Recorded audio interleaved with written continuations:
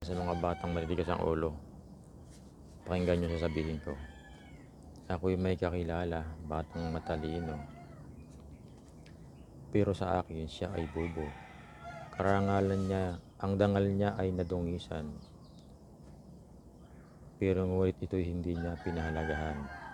Tinulungan siya ng kanyang magulang hanggang sa umabot sa kasukan. Ngunit ito'y hindi niya inintindi. Ang nang abuso, yun pa ang kanyang pinaboran. Bakit ganyan kang bata ka? Sa ibang tao ka tumatakbo, gayong ang magulang mo naman ay kumplito at hindi ka naman pinabayaan ito. Isipin mo ang iyong sarili, kung ano ang sinasabi ng tao, pinagtatawa ng katsadlak.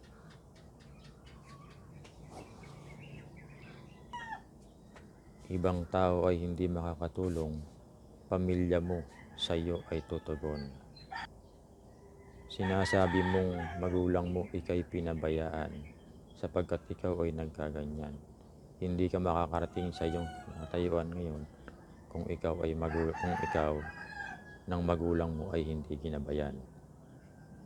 Sarili mo ay iyong isipin, mahalin mo ang iyong mga magulang sapagkat yan sa iyo ay nagsilang. Bagamat ikaw ay nagkamali, yan ay pwede pang baguhin. Lumapit ka sa iyong magulang na sa iyo ay nagsilang at humingi ka ng iyong kapatawaran. Bakit sa ibang tao ka tumatakbo ngayong ang magulang mo ay kumplito? Andyan siya at naghihintay, lumapit ka at tutugunan ka nito. Hindi ka ba nahahabag sa iyong sarili? Isipin mong mabuti kung ano ang iyong gagawin sa bandang huli kapag ang iyong magulang ay lumayo na sa iyo ng lubusan. Iniintindi mo ang sasabihin ng ibang tao. Intindihin mo ang iyong sarili. Dangal mo'y minsan ng nadungisan. Huwag mo na sana itong dagdagan. Bumangon ka at magpakabuti.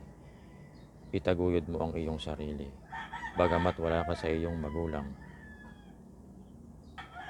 sarili mo ay iyong pahalagahan. Huwag mong isadlak sa kabutihan sa ating sarili, dapat siya ang nagwawagi. Nanaisin mo bang ikay pagtawanan ng iyong kapwa na sa tingin mo naman ay hindi tama? Huwag kang magpakatanga sa iyong sarili.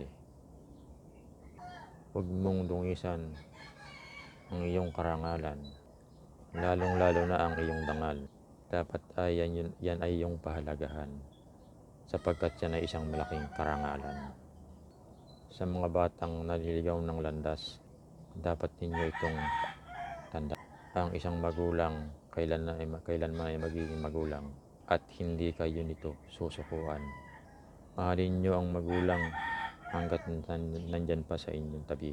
At pagdating ng araw na sila ay wala na, saka nyo lang maiisip na ang kanilang sinasabi ay totoo pala.